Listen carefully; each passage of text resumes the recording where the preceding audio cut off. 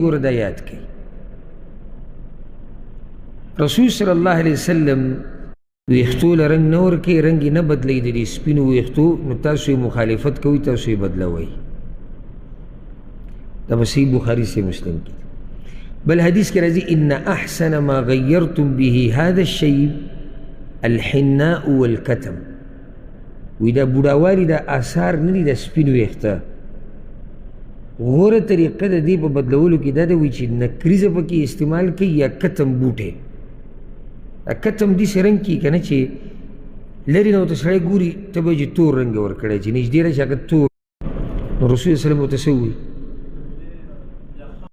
د هغې نه مخکې ورته څه ووایي نه نه د هغې نه مخکې ورته څه ووایي پلار یې چې کله راوستو بارک الله فیک دی دې ولې راوستو مونږ به ورغلی وی دپاره زما په امت کې به داسې خلک پیدا کېږي په آخره زمانه کې یخضبون بالسواد چې هغوی به ویښتو له تور رنګ ورکوي که حواصل الحمام لکه د کوترو دا ججوري چې لا یریحون رائحة الجنه جنت ته تله خو پرېږده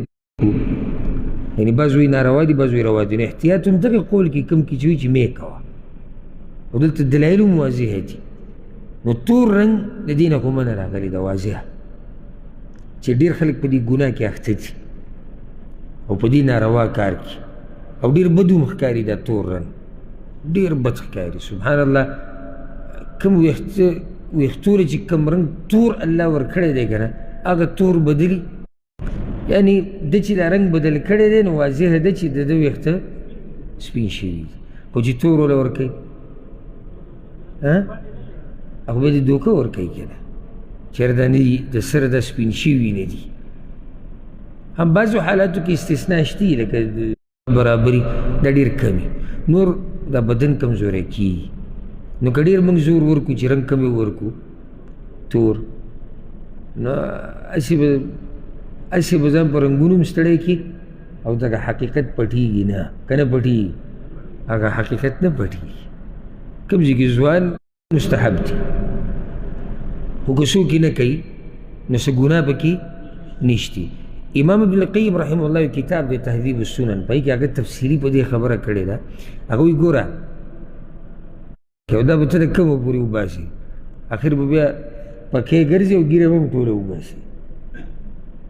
په دې خو کار نه کېږي او دې نه شریعت هم منع کړې ده دویم چې سپینو ویښتو له تور رنګ مه ورکوه بس لکه علي بن ابي طالب رضی الله عنه په باره کې راځي هغه د ویښته سپینو هغه د رنګ نه بدلو ابی بن کعب رضی الله عنه د ویښتو رنګ نه دی بدل کړی انس بن مالک رضی الله عنه د سپینو ویښتو رنګ نه دی بدل کړی او داسې نور نو کله چې موږ د صحابه کرامو دې حال ته وګورو نو د دې نه دا پته ولګېده که څوک رنګ نه بدلوي نو دی ګناهګار نه دی